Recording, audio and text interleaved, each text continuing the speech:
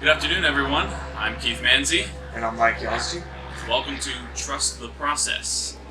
Trust the Process, as you can already tell, is kind of like, what kind of name is that? Well, for us, you watching us is trusting the process of us learning how to do this whole vlog thing.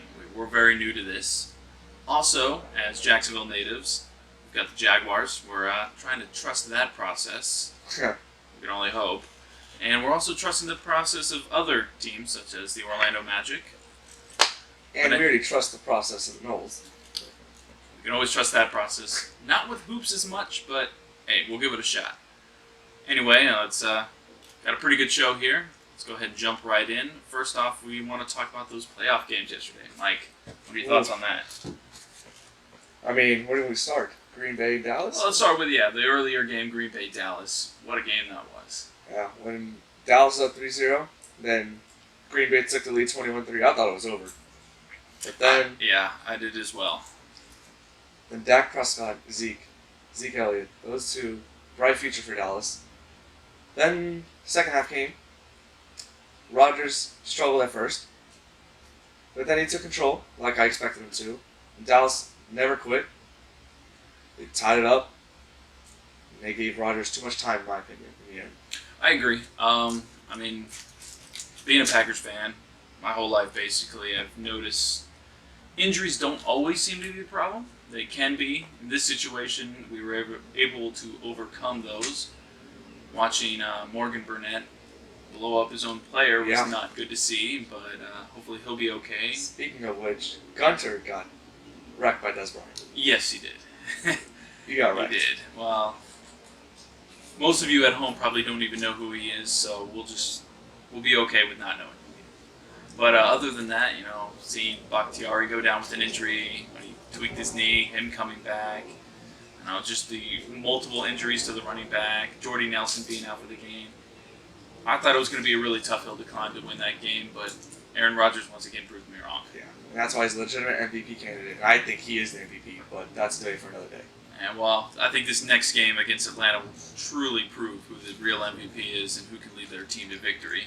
Though, kind of hesitant with our defense. Matt Ryan has played lights out this year. Yeah, no doubt about that. I have plenty of Falcons fans as friends, they love Matt Ryan after hating him the past few years. But this year it feels different at Atlanta to me. I'm looking at you, JJ, Brandon, Chance, all you guys up there in Georgia. We're coming for you. We're coming for you hard.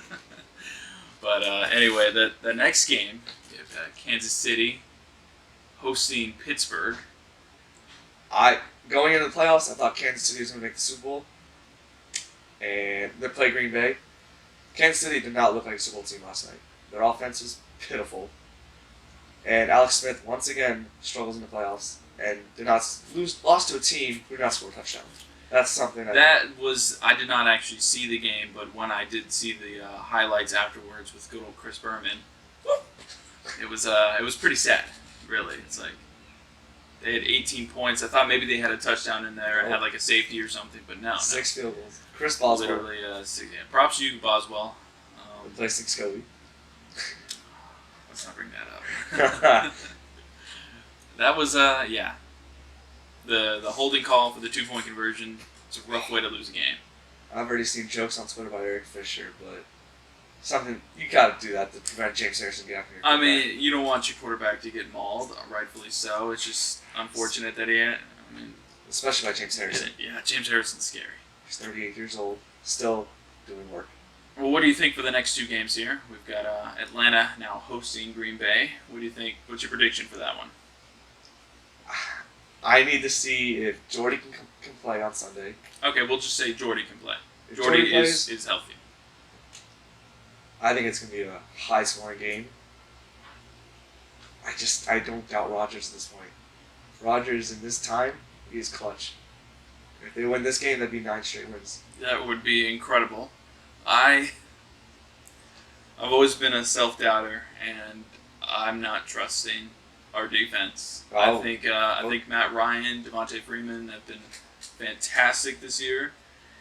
I really don't think we can stop them down the stretch, and they're going to pull away. It's going to be like 42-3 38 or something like that, but it's close. Funny you bring up Devontae. I think he's the key to the game, Devontae Freeman, because Dallas in the first quarter and a half they stopped running the ball Mm-hmm. when they have arguably the best running back in football, in Zeke Elliott. You can make an argument for him. You can make an argument for Le'Veon Bell, but if they give the ball to Devontae early and often, I can see them pulling away. Yeah, if But Devontae can find the holes, we're done. Yeah. Which there are many gaping holes on that And what a way to end the stadium. dead defense. That stadium is done after this Atlanta is one of the loudest venues in the NFL, so I'm definitely scared to see what comes ahead for us. How about on the other side? Now you have Pittsburgh, New England. It's hard to go against Brady, but I don't think that New England defense has not seen an offense like Pittsburgh. Le'Veon Bell and Antonio Brown, and Big Ben, all healthy. That's the first time they've said that all in the past 3 years. Yeah, it's been a long time since that happened. Does that mean you're picking Pittsburgh? Yeah, I'm picking Pittsburgh. I take Pittsburgh. I picked that as well. In my bracket, I picked Pittsburgh to beat New England en route to the championship. I did pick the Packers in my bracket, but now watching Atlanta play the other night and just Switch obliterating Seattle, in my opinion, Yeah. I've switched and I see unfortunately, a Pittsburgh Atlanta championship. Ugh, it just makes me sick even saying that. I do not care for that. Okay, let's say Pittsburgh Green Bay go again. What a rematch from Well, that would be 6 years that ago. would be great. Yeah, 6 years ago? God, That was a great game. I can't believe it's been that long. I'll never forget just sitting there watching that game, just like, oh my god. Yeah, that was two legendary quarterbacks, but we'll see. Yeah, we'll definitely see. All right. Well, switching gears here, we're gonna go towards the NBA side of things. We got to talk about our Orlando Magic. If you don't know, him and I are diehard Magic fans. We both go to games whenever we can. We've been following him for years now. Since our Kenny days, we've been talking about Orlando Magic basketball. Shout out to Bajai. Yeah. So, looking at the Magic this season, who's been the most impressive player to you? Oh, for me, without a doubt, Serge Ibaka. Yeah. Because after trading with Victor Oladipo in that draft day trade, I thought it was risky. But Ibaka's proved me wrong. Big time. You know, we've seen bad trades already with the Tobias Harris trade. Brandon Jennings and Ersan Ilyasova aren't even on the active roster anymore. You know, it's like, man, what are they doing now? Serge Ibaka, is he really that good? And well, yeah, you're definitely right. He's played fantastic in his new role here. Blocking shots, hitting threes. Like, I didn't know he was a three-point shooter. He until, developed that, I think, his last 2 years in OKC. Yeah, he's definitely proved to me that he is an asset to this offense. For me, my most impressive actually is Nick Vucevic, Fair. who's quietly averaged a double-double this season. He's averaging 13.8 points per game and 10.2 rebounds per game. Coming off the bench, starting games, whatever his role is, he's played really well, and I'm really sad to say he's probably on his way out. Yeah, I think but, so too. Because Orlando's got too many big men. This will improve his value, though. Maybe we can get something better for him. You know. Maybe a legitimate scorer, someone we can rely on in clutch time. Mm-hmm. Because Orlando does not have that right now. No, they really don't. But speaking of additions with Serge Ibaka, I think Jody Meeks has been pretty good since he's come back from his injury. Yeah. He's leading the team in steals. He's shooting the three ball well, and he really just hustles on the defensive end. I see him, jumping out after loose balls, and even like in transition, he's getting the ball to usually Aaron Gordon in a very nice fashion. I'm really impressed with what he's bringing to the table. It's a lot different than last year. Another player who's impressed me is Elfrid Payton. I think he's developed even better. He's developed as a better passer, in my opinion. Mm-hmm. Although he makes some dumb decisions, but yeah, he's still young. I'll still give him that. Yeah, definitely a bright future for him. Yeah, in his shot, he's really improved everything. Scott and I were watching the game the other night, and we were sitting there like, Elfrid just took a jumper, and I didn't want to like cringe every time I see it. I don't want to gouge my eyes out. Yeah, he definitely has improved in the shooting aspect, as well as Aaron Gordon. I mean, Yeah. his ceiling is so high, but his 3-point shooting is improved. His just awareness is improved. I think he's just developing as a player, and really hoping that him and Elf can stay on this roster and we can see more of them in the future. But that remains to be seen. We'll see what happens with Rob Hennigan taking Yeah. control. The This trade deadline. yeah, Rob Hennigan is something else. We'll just leave it at that. Yeah. Something else. We'll see what happens this trade deadline and offseason. Yeah. I think the key word for the rest of the season has been resonating throughout the whole franchise, but consistency. Yeah. I Since have Dwight Howard. I have here since December 1st of 2016. Loss, win, win, win, loss, loss, loss, win, loss, win, loss, win, loss, win, win, loss, loss, win, loss, loss, loss, loss, win, loss. Oh, they sound like the Jaguars. They're consistent in losing. Yeah, it's not the culture that Frank Vogel has stressed to bring into this organization. He's not even used to all this losing. Mm-mm. Maybe early on in Indiana when he was coaching there last, I believe, 8 years? I believe 8 years. A long time. We'll keep it at that. He's really, this is new for him, and I still think next year will probably be our year. I just really wanted this year to be the year. I wanted to sneak in as like a 7 or 8 seed. Not and too just be far like, out. Yeah, we're there. And right now Orlando is, they are 4 games back of the 8th seed. And 4.5 back of 7. Frank Vogel's old team. Between 5 and 8, there's only a half game separating. There's still a long season. Surprising to me is the East has been a lot better this year than in years past. I mean, the Bulls are good. Indiana is good. Obviously, Cleveland and Toronto are good. We've seen like random acts of like Milwaukee, who's been bad in previous years, really stepped up. Props to Jason Kidd. Oh, and on the Frank Vogel note, he was coach of the Pacers for the last 5 years, and he was an assistant 4 years before. Okay. I mean, I think we've been impressive in some games, like especially the other night. Elfrid Payton putting up 28 points or 29 points, something a career high. And he had 9 boards, 9 assists. Yeah, I mean, that was just a great game. And it drew the praise from a Utah coach who we played on Saturday night. He called Elfrid playing, quote, bleeping good. His performance is bleeping good. And he played really well. Throw it in there. Very nice. Very well. Payne impressed me with his play on Saturday night. 29, 9 and 9. And he against a good Jazz team too. I mean, right now are 5th in the Western Conference right now. And that brings me to my point. Looking around the league this year, so far, I mean, we're about halfway through the season now. Utah Jazz, they have been very impressive to me. I mean, Gordon Hayward, Rudy Gobert, they're fantastic. I mean, they're leading the Northwest Division right now. What's really funny to me is that they are first in the NBA in points allowed per game, but they're 28th in points scored. So they're allowing like 94 points a game or something, but they're only putting up like 99. Yeah, I mean, it's crazy. I see that right now. It's crazy. I mean, like, wow, it's like, man, they're only putting up 99 a game. They're not even breaking 100. But their opponents aren't even scoring barely over 90. And if you want to take that and compare it to other teams in the league, there's, 1, 2, 3, 4, 5, 6, 7, 8 teams scoring under 100 points a game.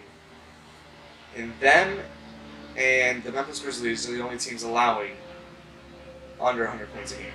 And Grizzlies are right now 7th in the West. I mean, and where are the Jazz sitting right now? They're 5th in the West. Seed. In the West. That would be good for them. I mean, as of right now, if the season ended, they'd be playing the Clippers. Oh, I think they could battle. Oh, Clippers are overrated in my opinion, but That seems to be the case every year. Yeah.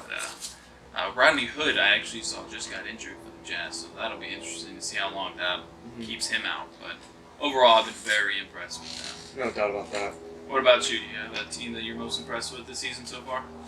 Initially, we were talking about earlier, I couldn't think of one, but looking at the standings and looking at the makeup of the team, Houston Rockets. They're the 3rd team in the West, and outside of All-Pro James Harden, their best player, their second best player would have to be your boy, Ryan Anderson. Trevor Ariza, Patrick Beverly, Nene, Eric Gordon. Not a bunch of great all-around players. James Harden actually leads the team in points, rebounds, and assists. Well, it's the Mark D'Antoni system that really makes them click. And I think that's huge for James Harden. It's the Pick and roll James offense. Harden can either take the pick and roll, drive to the hoop. He can not take the pick and roll and kick out to Ryan Anderson, who set the screen. Or he's got Trevor Ariza or Eric Gordon in the corner. He can kick to one of them. Or he's got Clint Capella to pass down low, or When he's healthy, Nene. or Nene.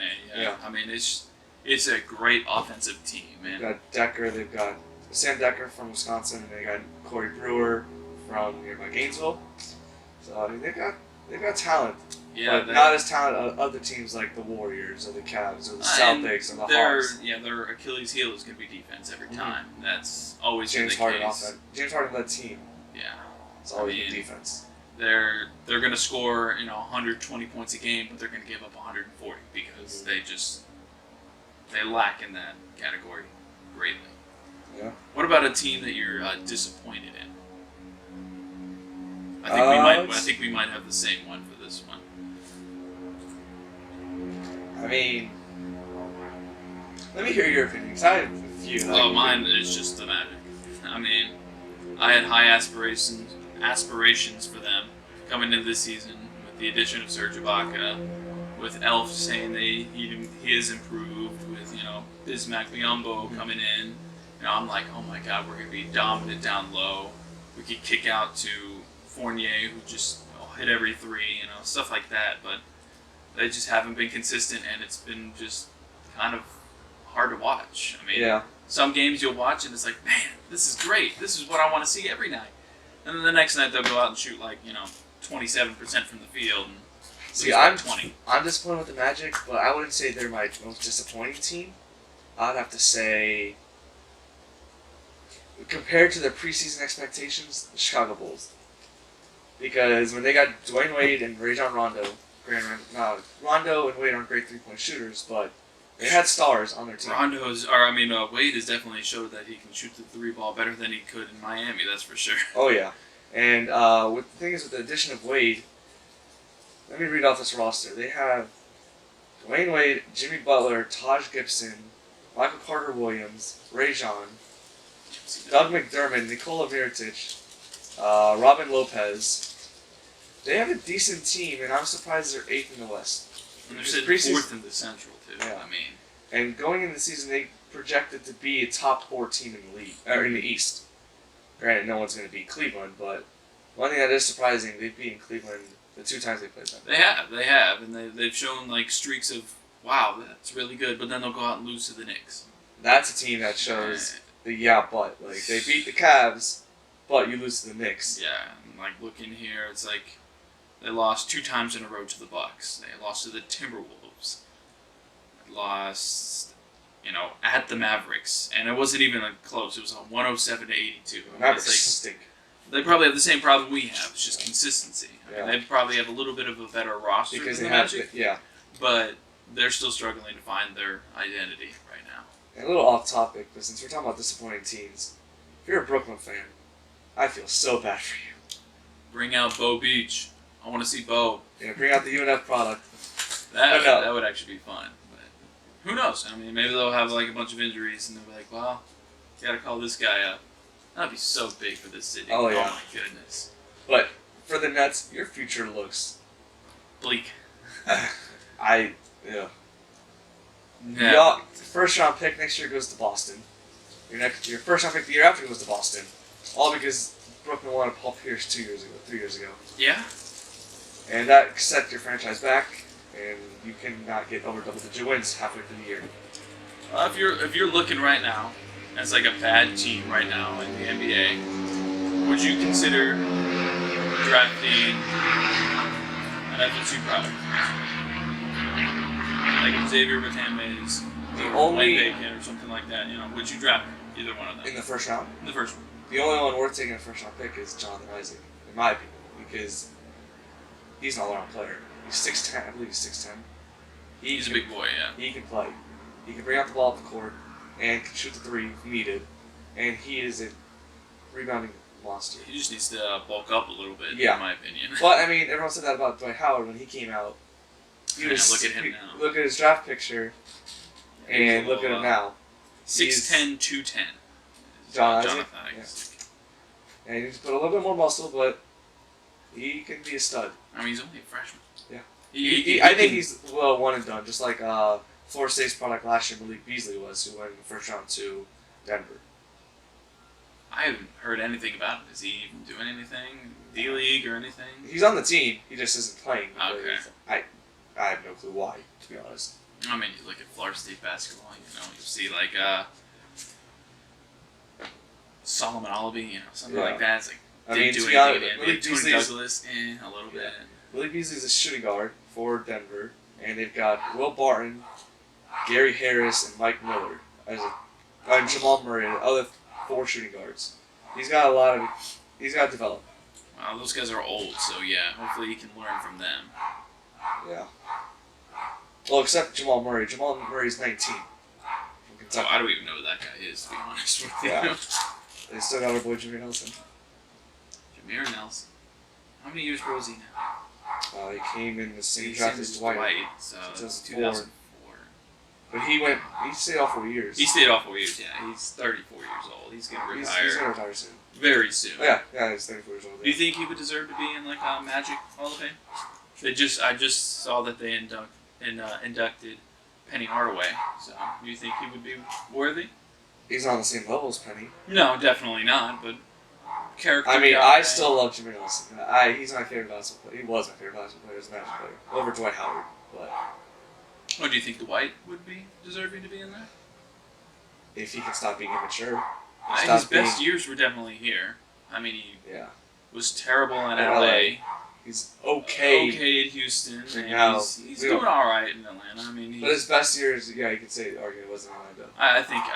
Just like, Yeah. I mean, it could happen. I think Dwight has a better shot than Jameer. Definitely, yeah. But Jameer is a fan favorite, so I mean, we'll see how that goes. The Magic, the glory years. Michael Petras, and all them boys. Petrus, man. Rashard Lewis, Hedo Turkoglu. I still have my Turkoglu jersey. You still there? Yeah. I still got my Petrus jersey. That's funny. I get the Turkoglu jersey right before he gets traded. And I got my Petrus jersey like for Christmas that year, and like 2 months before that, he got traded with Vince Carter and Gortat to Phoenix. God, that was so depressing. And ever since 2010, I'd say, Magic's gone downhill. It's really been sad, yeah. It's a process. Yeah. Trust the And process. we're gonna trust it. Anyway, we want to hear from you guys. Thank you. This is probably terrible to you guys, very poorly done, but hey, you know what? We're rookies. Jinx by me, soda. I got you. We want to hear from you. What do you want to hear? Do you want to hear hockey? Do you want to hear NASCAR? Do you want to hear more football? More Jaguars? Whatever you want to listen to, sports related, of course. Please leave a comment or something. We are glad to listen to anything, any feedback you might have. We just want to be better for you. And hopefully, as we do a couple more of these, we'll get more comfortable. And we'll get better at it because it does take a lot of practice. Yeah, I'm gonna have a lot of fun editing this. This should be interesting.